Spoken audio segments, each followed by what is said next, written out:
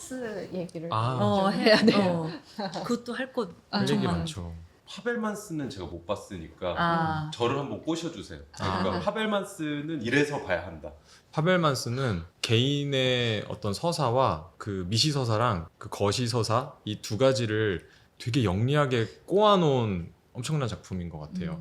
예를 들어서 내가 뭔가 하는 개인적인 일상 단위에서 일들이 실제로 어떤 배경을 거쳐서 도달했는지 그리고 그 두 개가 무슨 관계인지가 심오하잖아요. 근데 그 영화를 보면 너무 명쾌하게 영리하게 지저분하지 않게 그려져 있어서 어떤 탁월함에 놀랐는데 표면적으로는 가족 얘기를 다루고 있지만 그 사람이 영화에 관심이 있는 청소년기부터 시작해서 영화 감독의 귀에 뛰어들기까지의 그 성장 서사를 다루거든요. 스티븐 스필버그. 네, 스티븐 스필버그를 가상 인물화한 주인공이 자전적인 자전적인 얘기예요. 그러니까 자기 얘기를 극화한 거예요. 그쵸. 어떤 얘기들 사실을 기반으로 하지만 각색된 부분이 분명히 있겠죠. 근데 그 사람이 어렸을 때 뭐 8mm 카메라를 들고 찍은 영화, 학생들 친구들 데리고 찍은 영화서부터 시작해서 조금 더 큰 영화들을 다루거나 영화를 편집하거나 이런 장면들이 계속 나오는데 그게 헐리우드의 근대 영화사랑 맞닿아 있거든요. 그 친구가 어렸을 때 초기에 찍은 영화들은 그런 걸 흉내내요. 서부기라던가 전쟁 영화라던가 배너 같은 역사물 같은 걸 다루고, 왜냐면 그거에 영향을 받았을 테니까. 그리고 그 촬영되는 기법들 같은 것들을 얘가 고민하는 척하지만 다 레퍼런스가 있는 장면들이에요. 그러니까 흉내내 보는 거죠. 자기 여건 안에서. 그리고 그걸 친구들한테 보여주고. 처음에 나오는 장면이 이제 부모님이랑 영화관에 가서 이제 어린 아이가 엄청 거대한 스케일을 느끼는 그런 걸 보는데 본인이 카메라 앵글을 어디다 갖다 놓느냐에 따라서 이 스펙터클이 크기가 만들어지는. 스펙터클이 만들어진다라는 것을 이제 알게 되는 그런 장면이 나와요. 근데 표면적으로는 이 사람의 어떤 가족 이야기를 깔고 있지만 그 중간중간에 본인이 영화의 어떤 면들의 매료가 되었는지 그걸 이렇게 영화사의 역사를 이렇게 두 번째 레이어로 포개어 놓고 이걸 자꾸 연결하는 그런 그러니까 신들이 나와요. 교과서 같은 영화인데 그걸 가족의 이야기로 풀어놓으니까 드라마도 감정적으로 있고. 이입을 하게 되지만 결국 다루고자 하는 건 이런 게 영화다라는 걸 가르쳐주는 교과서 같아요. 맞아요. 약간 이야기란 무엇인가, 네네. 영화란 무엇인가. 무엇인가를 보여주는 네. 맞아요. 최근작이야? 네, 작년 아, 2023년. 작년 혹은 23년. 작년이었던 것 네. 같아요. 꽤 최근 영화. 그래서 그래서- 작년에 베스트 영화로 꼽은 사람들이 많아요. 이동진 우리도- 평론가님도 네. 엄청 아, 그래요? 네. 저희도 올해 영화다 막 이런 음. 얘기했던 기억이 나요. 네. 네. 그 스티븐 스필버그니까 할 수 있는 영화 같기도 해요. 자기 개인적인 얘기를 표면에 내세우지만 저는 엄청 야망 있는 영화라고 생각했거든요. 보통 교과서라고 하면 지루하고 재미없는데 개인 이야기를 따라가니까 다 훑게 되네. 이거 약간 최고의 스타 인간 강사의 강의론 같다라는 생각도 들었어요. 맞아. 그런 그 느낌. 처음에 본인이 그런 영화적인 모먼트를 만나는 순간에 대해서 얘기할 때는 그 스케일에 대해서 얘기를 하고, 그리고 또 편집, 미워하던 네. 친구를 영웅으로 만들기도 하거든요. 그 약간 이런 것도- 나치에서 영화를 도구화했던. 근데 이런 것도 영화의 힘이잖아요. 음. 그러니까 우리가 어떤 영웅서사 것을 막 같은 아까 얘기한 영웅서사 같은 걸 부여하기도 하고, 그리고 본인에게 굉장히 예민한 혹은 뭐 치부가 될 수 있는 가족의 그 이야기도. 어머니의 불륜을 이렇게 편집하기도 하거든요. 그러니까 이런 것들이 사실 카메라이기 때문에 발견한 어떤 장면일 텐데 아마 자기가 눈으로 봤으면 엄마의 그런 모습을 보지 못했을 거예요. 근데 카메라로 찍다 보니까 그걸 나중에 돌려보다가 본인이 원하는 식으로 이야기를 다시 재조정하는 그런 것들도 나오고요. 그리고 중간에 되게 원초적인 영화의 형태도 보여줘요. 엄마가 되게 얇은 시폰 드레스를 입고 그 뒤에 헤드라이트를 배경 삼아서 앞에서 막 춤을 추거든요. 되게 자유로운 춤을 추는데 누군가 엄마의 막 속옷이나 이런 게 비쳐 보이니까 말리라고 하는데 냅두라고 해요. 근데 그게 초기 영화 형태가 어떻게 보면 스크린 플레이잖아요. 그림자 연극 같은 것들. 그런 게 몸의 실루엣들을 보여주면서 되게 아름다움 같은 것들을 추상적으로 막 전달하는데 그런 초기 영화 형태 같은 것들도 엄청 자연스럽게 그냥 툭 던져놓고 영화라는 매개체를 통해서 나는 전지전능해질 수 있다는 아, 걸 맞아요. 보여주는 영화 맞아요. 같은 게 네네네. 그러니까 같은 사건이라도 내가 편집을 했을 때는 다르게 보이게 할 수 있어라는 거를 되게 재밌는 방식으로 와, 보여주거든요. 나 진짜 전혀 저는 이 주제가 뭐예요 그러면? 내가 그러니까 영화와 나야? 영화라는 거를 만드는 한 사람의 자전적인 성장 서사. 성장 네. 드라마.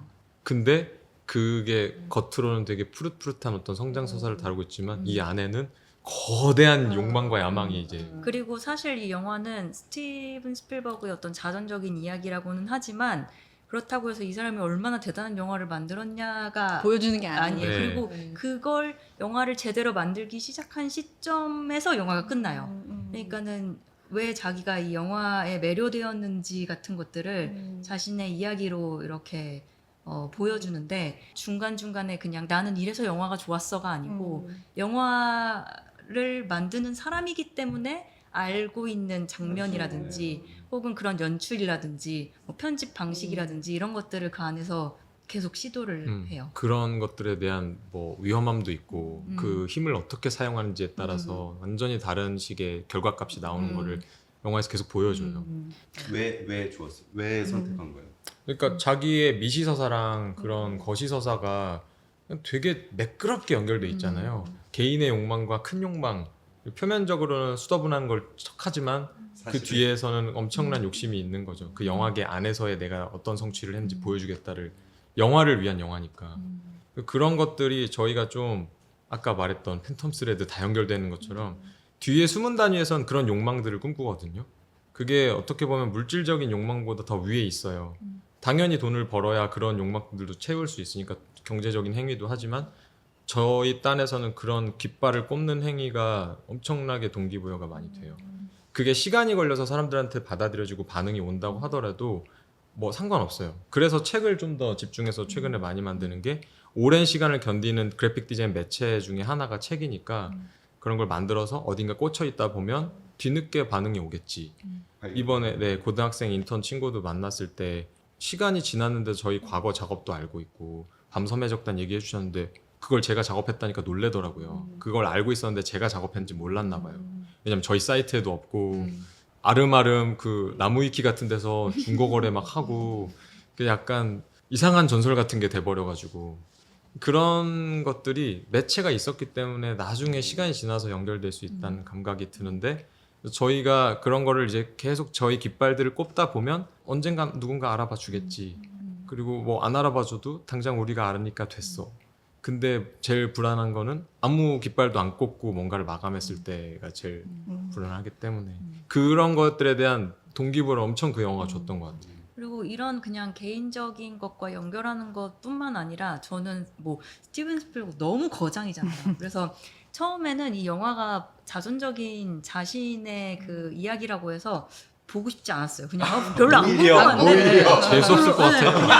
얼마나 대단한지 잘났겠지, 이런 느낌. 당연하지 막 예, 뭐 그런 느낌일 것 같은데. 이랬는데 이 사람이 얼마나 영화를 사랑하는지 그리고 이 사람의 그 삶에 또 이 영화가 어떻게 쌓여왔는지를 이렇게 보니까 진짜. 이거는 와 제가 인정. 그러니까, 이거 엄청 감동적이에요. 그러니까 고수는 이런 거구나 느꼈던 게 그 이야기가 되게 필연적으로 느껴져요. 이런 미장센, 이런 연출법이랑 엄청 쫙 달라붙어 있는 상태로 저한테 오니까 의심할 여지가 없는 거예요. 맞아. 영화를 정말 잘 알고 있는 사람이 만든 영화.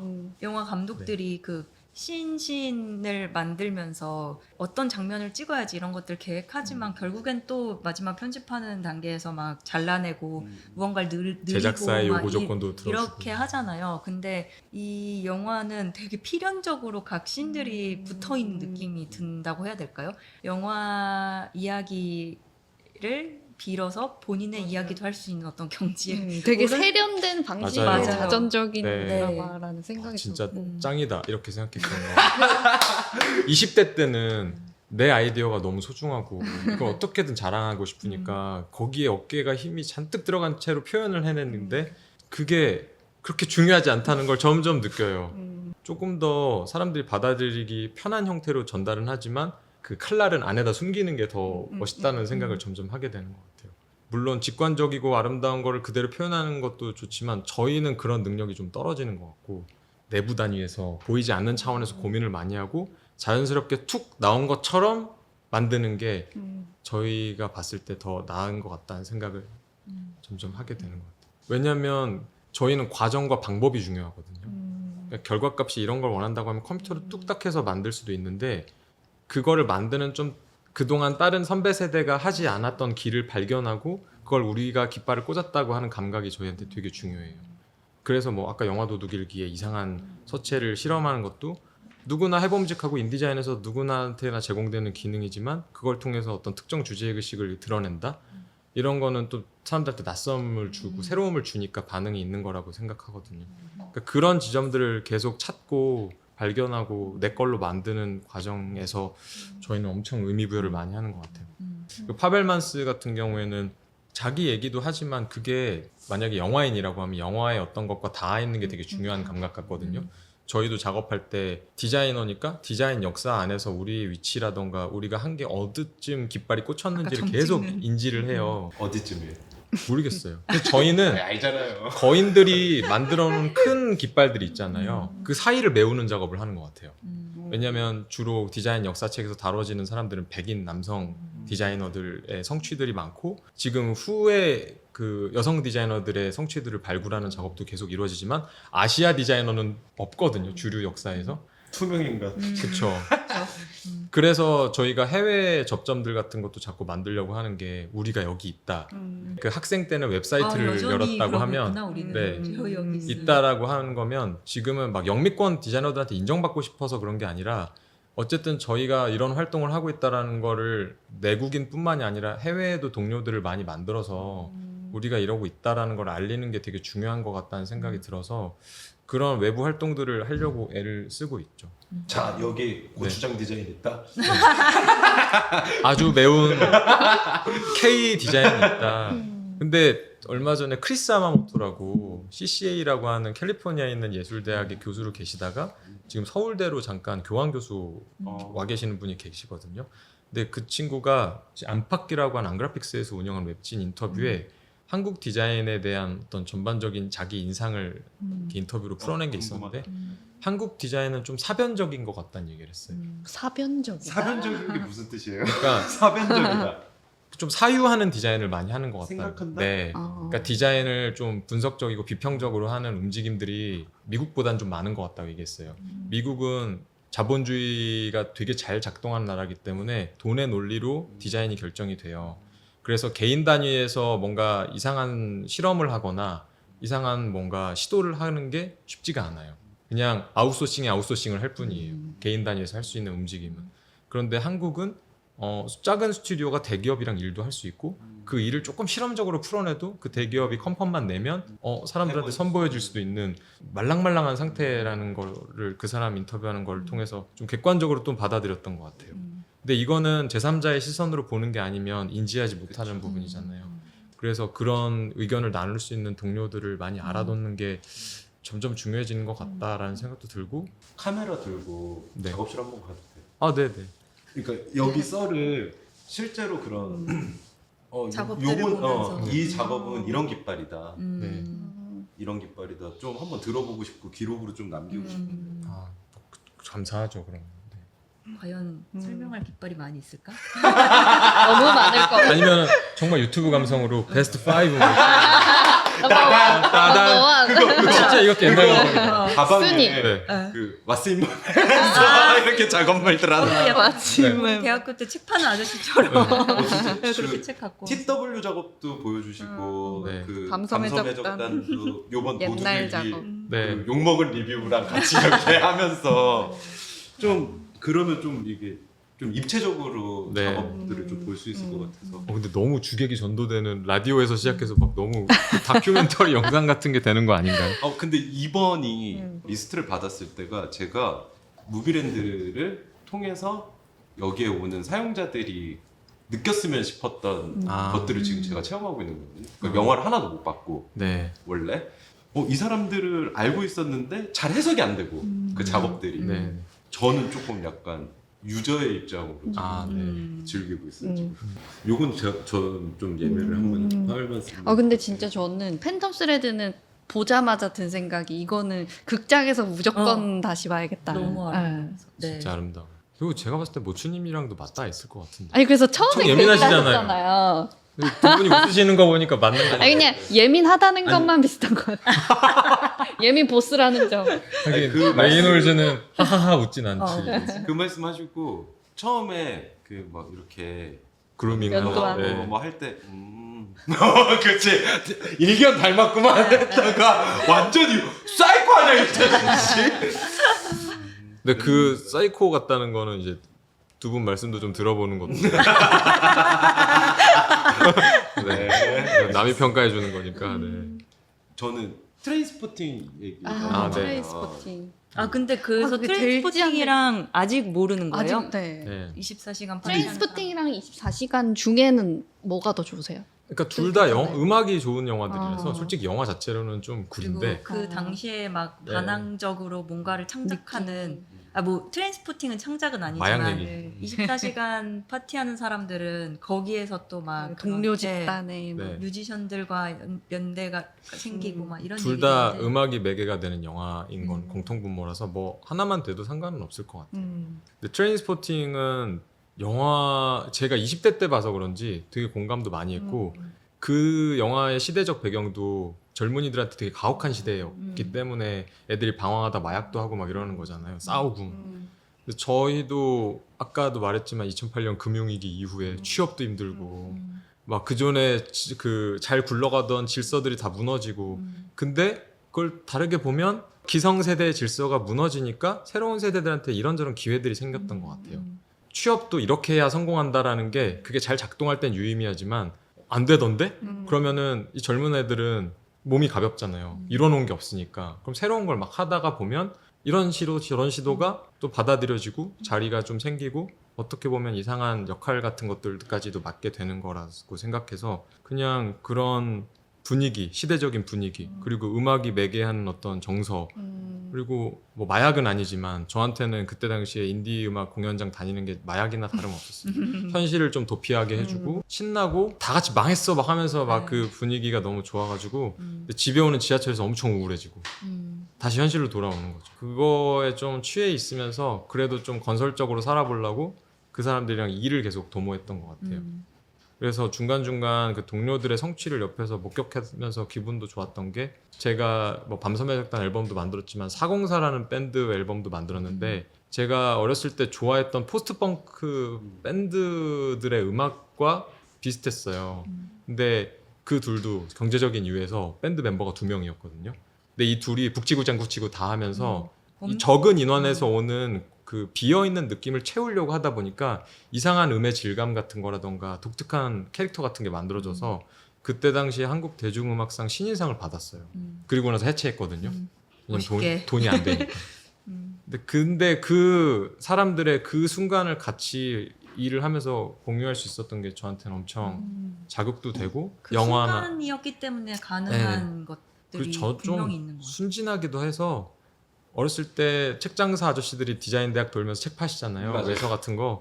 나저 꼭 그랬어. 네, 엄마 쫄라서 한 20몇만 원치 책을 사들고 집에 왔는데 그때 뭐 모르고 그냥 보니까 막 이렇게 보다가 뭐 옛날 포스터 공모전 책 뭐 이런 거 보다가 피터 세빌 책이 하나 있었는데 그때 당시엔 이게 뭐야 하고 그냥 처박아 뒀다가 어느 날 밤새 야작하다가 이제 과제하면서 들춰봤는데 너무 멋있는 거예요. 거기에 등장한 이미지들이.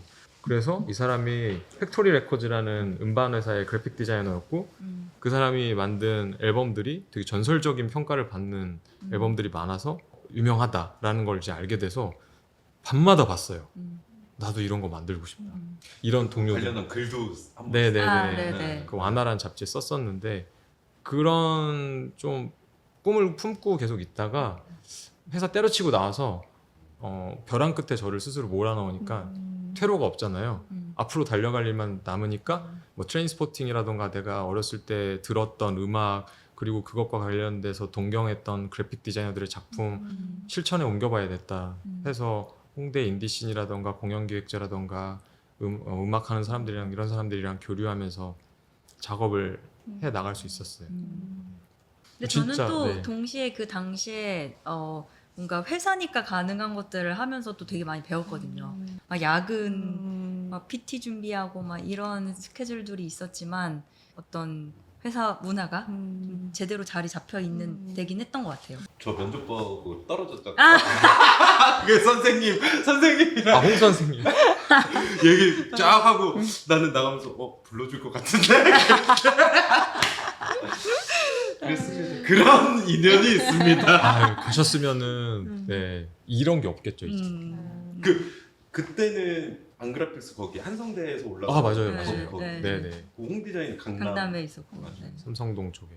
그냥 제 기억에는 2008년 시점 그 슬기아민 분들이나 막 그런 분들이 되게 서울에서 스몰 스튜디오 개념들이 확 맞나요? 네. 맞아요. 그 시기 그 대기업 에이전시가 하던 일들을 문화예술계를 필두로 해서 그런 개성 강한 스튜디오들이 하나씩 뭔가 잡아먹기 시작했던 분위기가 있었는데 그게 저는 여러 가지가 맞물린 것 같아요.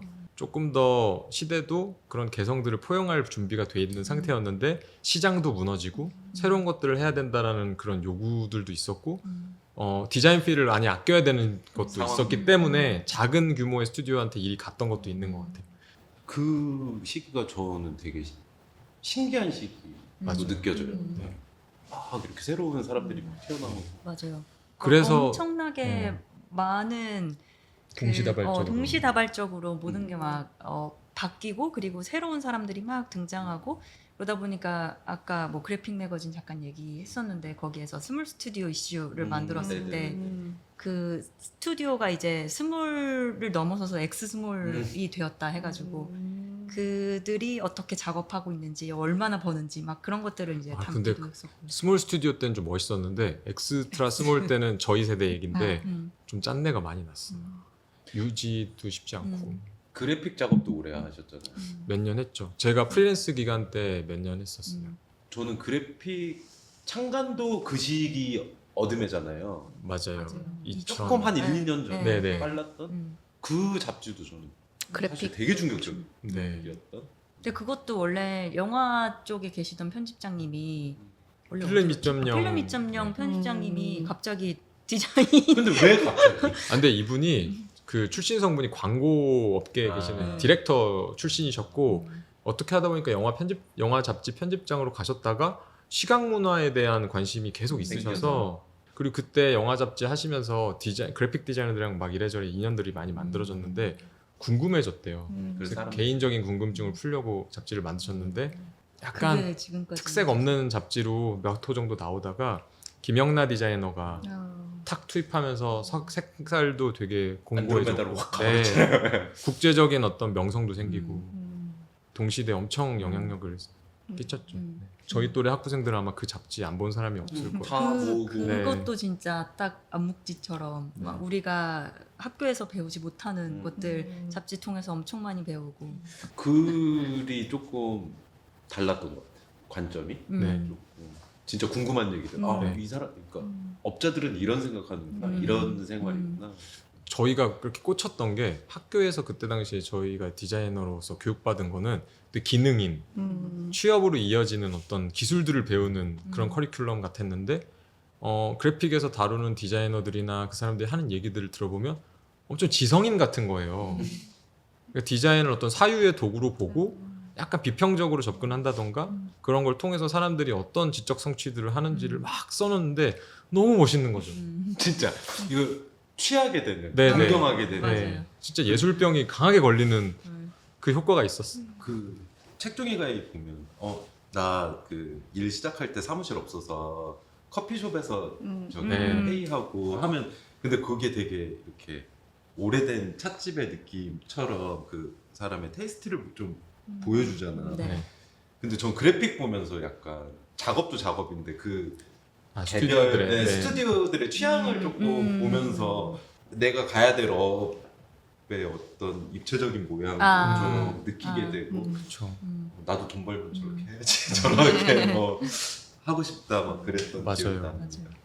근데 지금 돌이켜 보면 그런 문화 꼽히려면 그런 다양한 어떤 사람들을 포용할 수 있는 사회 분위기라던가 업계 분위기 같은 게 마련이 돼야 되는데 미국에선 쉽지 않은 것 같아요. 유럽이 주로 그런 문화들을 많이 만드는 것 같고 개인 단위에서 이렇게 작업들이 오고 가는 것들이 예를 들어 미국 네. 같은 경우는 일의 규모가 되게 크고 어떤 일이 있을 때 이게 스몰 스튜디오까지 도달하지는 아직도 못하는 것 같아요. 턴키로 연간 계획으로 맡겨버린 일들이 많아서 그래서 이제 디자이너들이 뭔가 본인의 어떤 관심사나 이런 것들을 막 거침없이 진행하는 그런 경우보다는 조금 더 상업적인 일들에 더 가까운 것 같고 그런 것들이 이제 약간의 유럽의 작은 스튜디오들이나 아니면 한국에서 그 시기에 많이 이제 생성되던 그런 스몰 스튜디오랑 이렇게 딱 맞아 떨어지면서 그런 얘기들이 또 다른 나라랑 연결되고 하니까 또 잡지를 통해서 아까 무주님 말씀하신 것처럼 뭔가 내가 가고 싶은 방향성도 그려보고 혹은 나도 저렇게 일하고 싶다 뭐 이런 생각도 해보고 그렇게 된 것 같아요. 그 게임이 다음 챕터로 넘어가서 내가 선택할 수 있는 옵션들이 많아진 느낌이었어요. 그 전에는 맞아. 편집 디자인 하고 싶으면 네, 네. 홍 디자인이나 안 그래픽스 가야 되나? 혹은 뭐 선배 네. 스튜디오 정도? 네. 그래서 그런 거를 좀 단서 삼아서 저희도 방향 설정을 하고 달려갔던 것 같아요. 영화 팔려고 영화 얘기해야 되는데 자꾸 디자인 얘기를 너무. 근데 저는 아직도 열등감이 세거든요. 네. 그리고 이렇게 대지를 펼치면 떨려요. 아씨 어떻게 해야 되지? 전혀 그러니까 뭔가 만드시는 거 보면은 극장까지 막 네. 거침없이 네. 만드시는데 그래서 떨리시나 보다. 너무 극장을 만들어야 되는데 어떻게 해야 돼? 그 대지를 채울 수 없어서 이렇게 극장을 해볼까? 이렇게 어떻게 보면 정면 승부를 피해 저 스스로 개인으로는. 그리고 저희가 그 영화 개봉하면 아트워크를 네네네네. 하잖아요. 너무 그래서 괴로워요 지금. 팬텀 스레드를 맡았어요. 근데 어. 시작을 못 하는 거예요. 쉽지 팬텀 않겠다. 스레드 어렵겠다. 야하게 만들어주세요. 이미 만들었고 아. 근데 지금 이제 우리 친구들이랑 같이 나눠서 야 너 뭐 하고 난 뭐 네. 하고 하는데 신지 볼 건데 미치겠네 진짜. 아까 서울라면 시각적으로 필요하다 이러고 있는데 아니 저는 다 흥미롭게 보고 있어요. 너무 의식하면서 그 하더라고요. 디자인 잘하려면 어떻게 해야 돼요? 저 진짜 그냥 뭐 저는 발상하는 것도 궁금하고 완성도, 밀도를 올리는 것도 뭐 사람마다 다 다르겠지만 너네들의 방식이 궁금해. 어떻게 해요? 글쎄요. 이게 어디서부터 말씀을 드려야 될지 모르겠는데 일단 전 기본기가 제일 중요한 것 같아요. 기본기가 뭐예요? 뭐 글자를 다루는 훈련이라던가 글자를 보는 눈 그리고 이미지를 판독하는 눈 그리고 그거를 어떤 글자랑 매칭했을 때 적절한지에 대한 판단 기준들이 교과서적인 답변이긴 하지만 기초 훈련이 잘 돼 있는 만큼 그걸 응용할 수 있는 경우의 수도 많아지고 확신도 생겨요. 왜냐하면 그건 이미 검증된 결과값들이기 때문에 그걸 건너뛰고 직관에 의해서 멋있는 걸 만들겠다라고 하는 건 되게 욕심이 강한 것 같거든요. 그리고 네. 사실 일하는 데 있어서 되게 위험할 수도 있는 게 그러면 어떨 때는 멋있는 걸 만들 수 있거든요. 근데 이 편차가 너무 심해지는 거죠. 기본기가 없으면. 근데 사실 요즘 SNS에서 보이는 작업이나 이런 것들은 그런 디테일을 보기는 좀 어려워서 그런 걸 그냥 뛰어넘어 버리는 경우도 많거든요. 그래서 뭐 화면에서 봤을 땐 멋있었는데 막상 이렇게 실물 보니까 이상한데 뭔가 엉성한데 네 이런 생각이 들 때도 있는데 그런 것들이 그 기본기에서부터 나오는 것 같아요. 저는 아까 뭐 책종이 가위의 미덕 얘기도 했지만 사람들이 점점 글자를 보는 되게 고도로 발달한 직관적인 눈이 드물어질 것 같아요. 점점. 왜냐면 그렇게 안 보니까. 주로 자주 보는 매체 피드백으로부터 계속 영향을 받을 수밖에 없잖아요. 핸드폰을 계속 보면 되게 납작하고 작게 압축된 이미지들만 계속 볼 텐데 그럼 그걸 기준으로 어떤 미감이 형성될 거고 그게 디자이너라고 하면 그걸 기준으로 한 미감을 기준으로 작업을 할 테고 그 연속되다 보면 그렇게 열화되고 작아진 상태로만 어떤 기준을 세워두고 작업할 거란 말이죠. 근데 실제 세계는 안 그렇잖아요. 우리가 대충 평균 키를 가지고 아이 레벨에서 뭔가를 보고 경험하는 사람의 신체를 가지고 있는데 그거를 자꾸 간과하면 실물로 봤을 때 감동이 핸드폰으로 봤을 때보다 떨어지면 안 되잖아요. 저는 그런 차원에서 기본기가 중요한 것 같아요. 자, 나이 40 넘은 애가 기본기를 쌓으려면 어떻게 해야 돼요?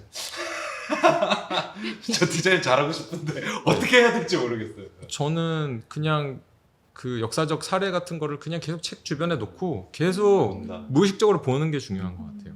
어떤 감도를 계속해서 섭취를 계속 하면 그거에 나도 모르게 길들여져서 그걸 기준으로 응용을 하거나 뒤틀거나 변형하거나 그걸 그대로 따라하는 부분들을 합쳐서 새로운 몽타주나 콜라주를 만들거나 하는 식으로 훈련을 계속 하다 보면 이걸 조금 이렇게 비틀면 더 내 색깔이 날 것 같은데 라고 하는 다음 단계로 건너가잖아요. 그 훈련들을 계속 계단식으로 하다 보면 그걸 이제 자유자재로 부릴 수 있는 단계에 오겠죠.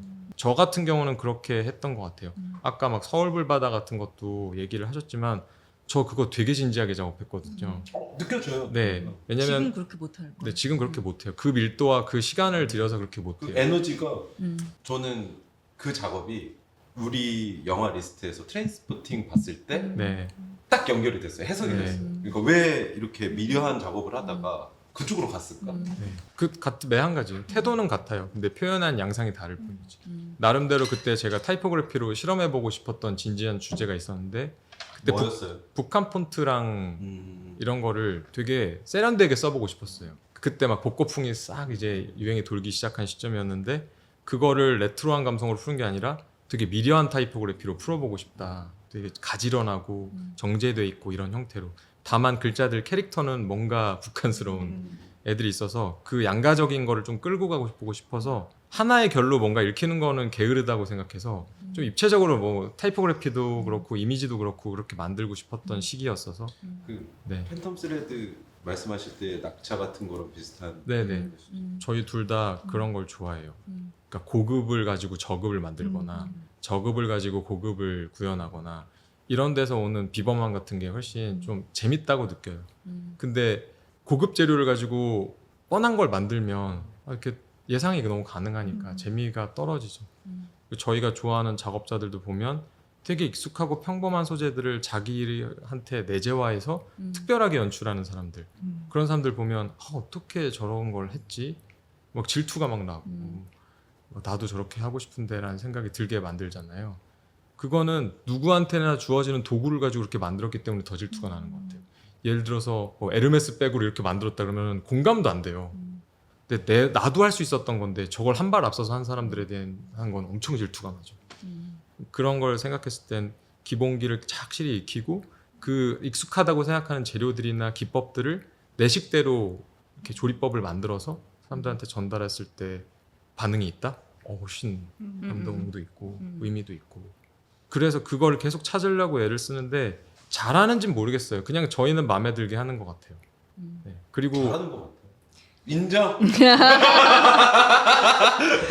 아까 막 네. 자기가 뭘 잘하는지 아는 거 되게 중요하다고 한 것처럼 저희가 그 재밌어하는 것들 그리고 적어도 우리가 이번 프로젝트에선 이걸 해냈다 하는 것들을 계속 쌓으면서 자신감을 충전하는 것도 저는 되게 중요한 것 같아요. 그런 거를 일의 시작에서 그런 개인적인 동기나 목표를 설정하고 가요?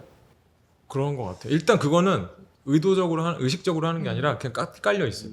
그리고 저희끼리 작업을 다시 되돌아보면서 막 당연히 아쉬움이 많이 남죠. 이게 어쨌든 결과물로 만들어지면서 뭐 클라이언트랑 타협한 것도 있고 혹은 제작적인 측면에서 뭔가 부족한 것도 있고 예산이 모자라서 그냥 포기해버린 것들도 있고 막 여러 가지가 있겠지만 저희끼리는 그래도 이번에 그래도 이거는 우리가 시도했다 막 싶은 것들을 계속 찾아내려고 하거든요. 그래서 그런 것을 이렇게 계속 축적하다 보면 그 다음에도 그때 우리 성취감이 있었는데 이번에는 이쪽으로 좀 더 밀어붙여 보자 막 이런 것들이 쌓이면서 작업하는데도 점점 더 이렇게 자신감이 생기는 것 같고 이번엔 뭘 해볼까 막 이런 것들이 떠오르게 되는 되게 거죠. 주체적인 분들이신 것 같아요. 아니, 그러니까 내 근데- 손으로 뭔가를 한다는 감각을 되게 중요하게 생각하시는 맞아요. 거고. 자기 안에 그 파놉티콘이라고 그러잖아요. 네. 자기 안에 스스로를 감시한 윤리체계 이게 작업자한테는 되게 중요한 것 같아요. 네. 내가 완성도를 알고 내가 기준을 세워놓은 걸 내가 미달한 걸 알면 내가 불만족스럽잖아요. 그래서 골라주신 영화들도 그런 태도나 그런 네. 진짜 일과 삶이 네. 섞여 있는 그런 거를 보여준 영화들. 네. 파이어 오브 러브 봤어야 되는데 그 그거는 사람들은 진짜 그 소개해 주세요. 아, 네, 그게 어떤 어떤 영화인지. 근데 그거는 정말 그 라바 그 화산에 미친 부부의 사람들이 얘기. 그 부부가 계속 화산을 쫓아다니면서 기록한 그들이 직접 찍은 푸티지 그리고 그들을 기록한 푸티지들을 연결해서 만든 다큐멘터리인데요. 이게 뭐 영화적으로 그리고 또 그들이 이를 대하는 태도에서 저희한테 영감을 준 것도 있지만 사실 저희는 이건 무비랜드에서 봐야 된다. 왜냐면 붉은색이 붉은, 계속 등장하거든요.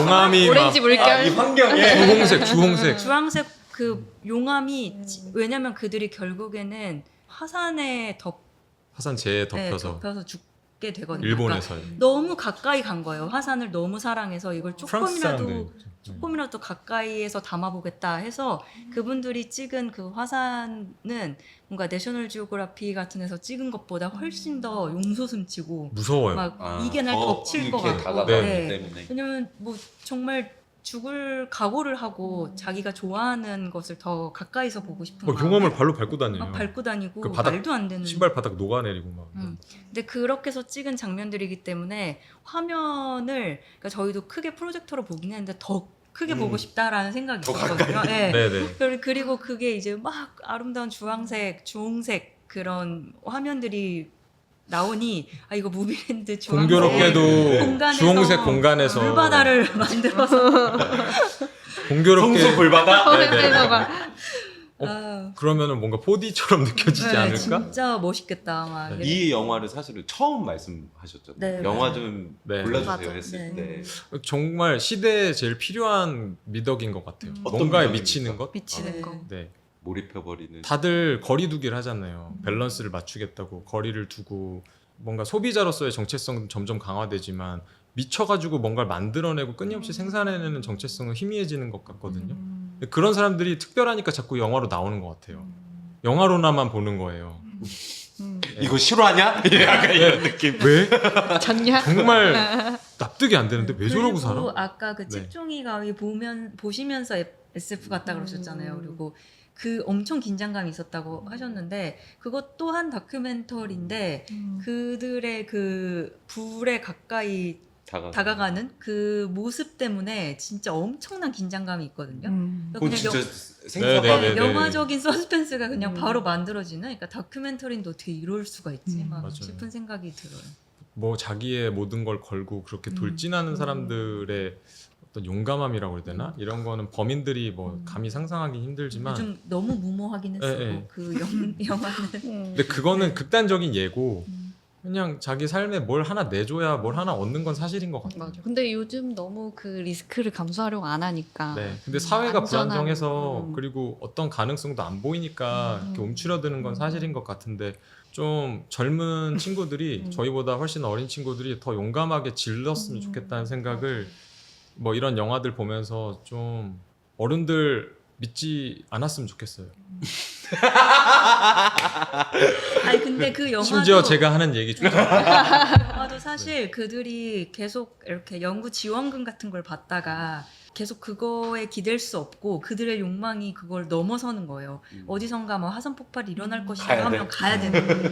그러다 보니까 본인들이 그 영상을 찍어서 이걸 방송국에 팔아야지라는 생각으로 약간 그들 욕망이 이걸 넘어선 순간이 계속 나오거든요. 근데 그게 지금 아까 말한 것처럼 그렇게 해서는 벌어먹고 살 수 없어 하는 어떤 태도가 만연해 있으니 이렇게 모험을 못 하게 되고 뭔가를 시도를 계속 머뭇거리게 되고 하는 것들이 생기잖아요. 근데 그 열정이 넘어선 그 광경을 보는 것만으로도 엄청난 카타르시스가 있고 아 나도 저렇게 살아보고 그렇게까지 못하겠다. 그렇게까지는 마음 먹어지진 그렇지만. 않아요. 네. 근데 그냥 너무 아름답다. 저들 네. 정말 멋있다. 저 광기가. 네. 네. 그 광기. 네. 근데 그게 네. 생존을 담보하는 상태에서의 광기는 필요한 것 같아요. 저는 이 무비랜드도 광기. 광기라고 이 웃음 같은 거라고 생각하거든요. 미친 자들. 굉장히 사업적인 접근이에요. 근데 그게 진짜 필요한 것 같아요. 근데 네. 제목도 저는 너무 멋진 것 같아요. 네. 완전 Fire 이렇게 of Love. 직진 느낌. 네, 네. 그렇게 다른 사람. 뭔가를 하나 내주는 게 다들 자본주의 사회라고 하는데 왜 그런 교환 가치에 대해서 자기 걸 다 내주지 않는데 뭘 얻으려고 하지? 그리고 얻은 사람에 대해서 왜 이렇게 질투하지? 이런 맞아. 생각을 해요. 근데 그 사람들은 다 내줬기 때문에 얻은 거거든요. 유명세든 뭐 여러 가지 성취든. 앞선 세대나 다른 분야의 성취를 한 분들 보면 일단 그분들이 어떤 천재성이 있던 건 간에 근면성실한 건 사실인 거예요. 뭐 저희가 되게 불규칙적으로 일하고 이러기는 하지만 사실상 마감은 다 지키거든요. 당연히 마감 잘 지키고 그리고 아쉬운 상태로 납품한다던가 이런 것들 되게 조절하려고 많이 하거든요. 물론 막 팬텀 스레드의 그 레이놀처럼 막 루틴을 거기에 맞추고 막 이러지는 못하지만 동혁 씨가 맨날 저보고 저는 너무 빡세다고 하거든요. 넌 너무 빡세게 살아. 막 맨날 이렇게 하는데 그런 것들을 꾸준히 유지하는 게 되게 중요한 것 같아요. 그러니까 갑자기 천재적으로 막 디자인을 멋지게 해내고 막 이러는 건 저는 되게 불가능하다고 생각하고 평소에 근육을 잘 길러놓고 그 근육을 계속 잘 유지하고 그걸 또 써야 될 때 잘 쓰고 하는 게 실력이라는 생각이 많이 들거든요. 그래서 작업마다 조금씩 편차는 있겠지만 그게 잘 구현된 때가 있고 그렇지 않은 때도 있는데 잘 구현되지 않았다고 하더라도 아 이번 작업 너무 구려 막 갖다 버려 막 이러는 게 아니라 여기서 뭘 우리가 시도했는데 이거는 또 다음번에 해봐야지라고 이렇게 끌고 와서 그걸 계속 연결하는 게 창작을 하는 데 있어 되게 중요한 부분인 것 같아요. 그 누가 그랬지? 아 카렐 말텐스라고 하는 되게 존경하는 선생님이 계신데 그 선생님이 몇 년 전에 서울에서 개인전을 여시면서 청중들 상대로 강연을 한번 했었어요. 근데 이제 어떤 사람이 작업의 완성도에 대한 질문을 한 번 했는데 작업을 하다 보면 어떤 선이 있는데 그 선을 넘어서면 그건 가식이 된다라고 하더라고요. 작업에 부여받은 재료라던가 아니면은 그 의뢰인의 어떤 것들이 있는데 그 고유함 같은 걸 지키면서 디자이너는 어떤 선을 지키면서 그걸 연출해내고 마감을 하는 식으로 접근을 하는 게 중요한데 그걸 넘어서면 디자이너의 자의식 과잉이 되거나 컨텐츠를 잡아먹는 포맷이 되거나 혹은 사기가 되거나 네 너무 가식이 된다 이 얘기를 했는데 그 곱씹을수록 와닿았어요. 그래서 저희가 작업을 할 때도 우선적인 가치가 뭔지 자꾸 생각하게 됐어요. 예를 들어서 작가 도록을 만들면 작가의 작품이 잘 보여야 잘 된다. 보여야 되는. 우리의 디자인은 두 번째다. 그러면 보이지 않는 차원에서 우리의 성취는 뭐가 있을까? 보이는 차원에서는 작가한테 양보를 했으니까 보이지 않는 방법, 디자인 방법론의 차원에서 뭐가 있을까? 새로운 걸 네. 뭐 어떻게 시도해 볼까? 뭐 예를 들어서 종이 샘플북에서 어떤 그 평량대로 이렇게 종이가 소팅되어 있는 거를 이 책에 접목시켜 볼까? 이렇게 편집에 맞춰서 교차해서 종이를 사용한 건 있었지만 이미지에 반응하는 무게감을 책에서 전달해 준 건 별로 없었던 것 같은데 뭐 그렇게 해서 사람들이 뭐 좋게 반응해 준다던가 그런 것들이 저희한테는 되게 점점 더 중요해지더라고요. 시각적인 표현에 대한 성취도 중요하지만 그 보이지 않는 단위에서 설계하는 일 예전에 했던 작업들 되돌아보면 와 이땐 진짜 우리가 이걸 발악을 하고 보여줘야겠다라고 생각한 것이 그게 막 눈에 보여요. 그래서 그득그득한 약간 그 못 보겠는 것도 있고 지금은 또 그것도 넘어서서 어쩔 수 없었다. 음. 그때는 그랬어야 한다. 그걸 해봤으니 네. 또 이걸 할 수 네. 있는 거다. 막 이런 이렇게 얘기도 받아들이기 하고 많이. 시작했어. 문득 부끄럽다. 우리는 어떤 대화를 하고 우리는 있나 너무 생각- 천박한 이런 아니다. 생산적인 얘기를 좀 해야겠다는 생각이 들면서 그건 저희 세계에서 그냥 하는 얘기들이고 음. 실제로 저는 한국은 아직도 많이 부족한 것 같아요. 직관적으로 아름다운 것들이. 그래서 두 분이 그런 부분에 대해서 저는 사회에 공헌하고 있다고 생각해요. 와. 진짜 웃자고 하는 얘기가 아니고 아 좋아서요. 네. 그런 걸 보고 싶으시니까 직접 만드신 거잖아요. 저는 한국에 더 아름답고 오래 존속할 수 있는 공간들이 많아져야 된다고 생각해요. 그리고 저희는 예전에 취향에 대한 얘기를 좀 하면서 그런 얘기 많이 했었는데 아까 또 일본 얘기도 했으니까 가끔 일본에 있는 가게들 가면 약간 그 사람의 공간에 들어간다라는 맞아요. 느낌 되게 많이 들 때 있거든요. 신뢰합니다가 저절로 나오는. 그리고 손님들이 이걸 좋아할 것 같아서가 아니라 그냥 이 사람이 너무 좋아해서 내가 모은 거 네. 가면은 이제 막 조용해야 될 것 같은 공간도 있고 아니면 오히려 막 나도 그런 옷을 입고 들어가야 될 것 같은 공간도 있고 근데 저는 그런 공간이 많이 있었으면 좋겠다는 생각이 있거든요. 좀 더 뾰족한 공간. 근데 아무래도 한국의 뭐 카페나 이런 데 가면 되게 손님이 좋아할 것 같아서 뭐 포토 스팟을 만들어 놓는다던가 막 이런 거 트렌디한 있잖아요. 인테리어 소재를 쓴다던가 네, 근데 이 무비랜드도 진짜 그런 면에서 좀 응원하게 되는 거. 이 모베럭스의 취향 같은 것들을 볼 수 있어서 이런 게 진짜 많아지면 좋겠다 뭐 이런 생각도 들고 매번 이렇게 큐레이터가 바뀔 텐데 처음에 저희도 사실 고민을 좀 많이 했어요. 이거 과연 사람들이 좋아할까? 왜냐면 저희가 뽑은 영화가 취향을 탈 것 같은 영화들이 대학교 많아요. 3학년들이 영화 좀 예술 영화 보기 시작했을 때 이렇게 그때 빠질 아니 법. 근데 네. 약간 이삭 줍는 사람들과 나를 넣어야 되나 말아야 되나 막 이런 거 되게 많이 고민했거든요. 아 근데 무비랜드 같은 데서 우리가 초대됐으니까 틀 수 있는 거지 반응이 없다고 하더라도 다음 또 큐레이터는 그 취향을 가진 또 다른 맞아요. 사람이 와서 또 다른 거 틀고 아 이러면 좋겠다라는 생각이 들어서 아 이런 게 계속 이어지면 참 좋겠다 막 네. 너무 좋았어요. 저는 요번 6월에는 진짜 디자이너분들이 좀 오면 와서 좋겠어. 그러니까 신신 디자인 잘해. 그러니까 와서 봐 이게 아니라 네. 그냥 디자인으로 먹고 산다는 건 무엇일까? 뭐 그런 거에 대해서 그냥 좀 생각해볼 거리들이 있는 영화. 맞아요. 팬텀 스레드도 음. 파벨만스는 아직 그러니까 비단 디자이너뿐만 아니라 뭔가를 창작하고 어. 크리에이티브를 메이커, 하신 메이커들이라면. 분들이 보시면 정말 좋을. 저는 디자이너들이 좀 더 자긍심을 가져도 된다고 생각해요. 음. 그 학제에 편입됐다라는 거는 대학교 안에서 어떤 지식 체계로서 인정받았으니까 전공도 생기고 실제로 학위도 주잖아요. 근데 그만큼 공부도 해야지 마땅한 것 같고 취업을 위한 기술을 늘리는 것이 아니라 진짜 전공 분야답게 예를 들어서 법학도들은 법전 외우잖아요. 그런 것처럼 그래픽 디자이너라고 하면 양식도 구분할 줄 알고 활자체가 어느 배경에서 만들어졌는지 정도는 아는 사람들이 돼서 그게 전문가로서 그걸 의뢰한 사람들한테 설명도 할 줄 알고 필연적으로 선택할 수밖에 없었다라는 좀 명분도 될 줄 알고 그런 게 좀 자긍심으로 이어지고 자기 자존감으로도 이어지는 것 같은데 학교에서 수업하다 보면 과제에 치여서 그런 오히려 더 중요한 것들에 대한 공부는 미루는데 저는 그게 길게 봤을 때 더 중요한 것 같거든요. 자기가 전문가인지 스스로 한번 진단을 내려봤을 때 남들보다 활자체에 대한 이해도 많고 이미지를 다루는 것들에 대한 기법이라던가 배경도 많이 안다. 그러면 전문가인데 그게 아니라 감각에만 의존하고 있다? 아마추어인 것 같아요. 일을 그냥 하는 아마추어. 그런 것들을 스스로 돌아봤을 때도 우리도 아마추어 아닌가라는 생각을 계속 의심하면서 계속 공부하려고 애를 쓰는 것 같아요.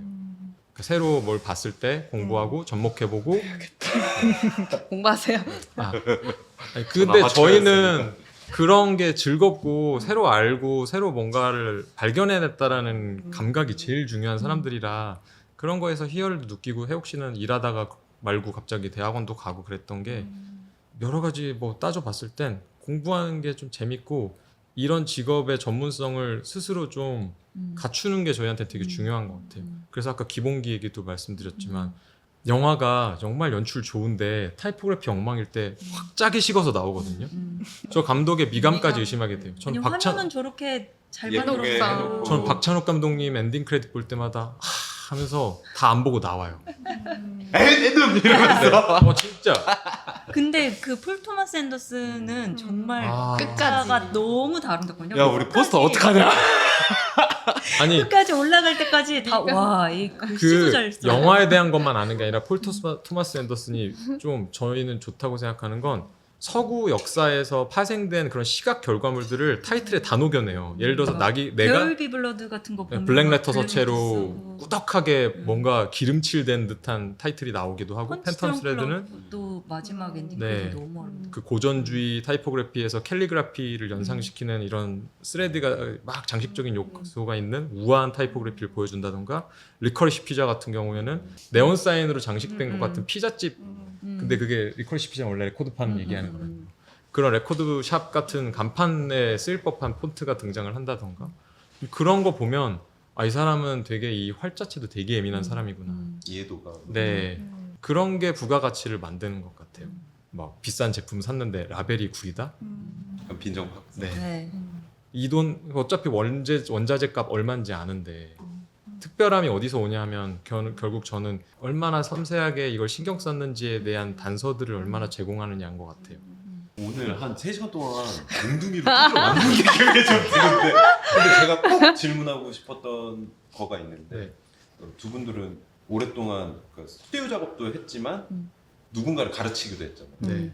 뭐 특강도 될 수 있고 네. 한 학기 1년 네. 이렇게 하위로는 야 뭐 이거 포스터를 하나 만들어 보자 이런 얘기를 하는데 이렇게 단연간 했을 때 어떤 거를 얘기해 주고 싶어요? 공부해라. 그리고 너네가 전공으로서 자격을 들맞았지. 부여받으려면 이거 와 이거. 제일 이해가 안 됐던 장면이 그렇게 책을 안 읽는데 졸전 때 책을 디자인해서 내고 싶어 하는 거. 그래서 어느 날은 그 얘기를 했어요. 솔직히 여러분들 책 안 읽으시는데 책을 열심히 읽는 국문과 친구들이 조판을 더 잘할 거다. 툴 조금만 가르쳐 주면 왜 그럴까요? 그렇게 물어봤을 때 역시나 대답은 없어요. 그 이유는 많이 본 사람이 잘할 수밖에 없어요. 조판에 대해서 글을 많이 읽어본 사람들이 적절한 그 사이즈감이라던가 공간감이라던가 간격 밀도, 농담 이런 거에 대해서는 더 그런 거- 예민할 수밖에 그런 없어요. 것뿐만 아니라 책을 펼쳐보고 넘겨보고 한 사람이 아 이걸 어떻게 넘겼으면 좋겠다, 뭐 쫙 펼쳐졌으면 좋겠다, 아니면 이것은 좀 더 크기가 커서 좀 거리가 있었으면 좋겠다, 이런 것들을 인터페이스 차원에서 인터페이스를 고안하는 일이기도 한데 이것을 그냥 경험을 안 해본 상태에서 한다는 건 사실 말이 안 되는 일이죠. 그래서 음. 그런 것들을 하고 싶으면 얼버무리고 마지막에 약간 훈계조로 끝나는 얼버무리고 네. 얼버무리고 얼버무리고 이렇게 졸업하게 되는 아. 경우도 많은 것 같아요. 제가 그렇게 졸업했어요. 얼버무리다가 아 저는 그래서 항상 피했어요. 그래서 브랜딩을 하게 된 것도 네. 정면 승부를 못 하니까 그러면 이거를 이렇게 이렇게 부패식으로 한번 해볼까? 아 근데 그렇게 말씀하시기엔 너무 탁월한데요. 음. 네. 무비랜드에서 만든 거 보고 글자 보고 눈 아팠으면은 아마 안 한다고 근데 저는 오랜만에 디자인 음. 그 자체에 대해서 얘기 나눠서 해서 너무 좋아. 써요. 근데 저는 그 추천해주신 영화들이 진짜 다 너무 좋아가지고 다행히 네. 몰입감이 음. 좋은 아 네. 영화마다. 다행입니다. 오늘 긴 시간 동안 들어주셔서 감사합니다. 아, 와주셔서 감사합니다. 조만간 바로 또 뵈는. 아 네네. 네, 작업실에 가시기 전에 날짜 좀 하나 받고 네. 만남을 기약하면서 해야지. 작업 꼭 보고 싶습니다. 네. 보면서 설명 듣고 싶습니다. 밑에서 나머지 얘기하시죠. 네, 수고하셨습니다. 고생하셨습니다. 네. 네.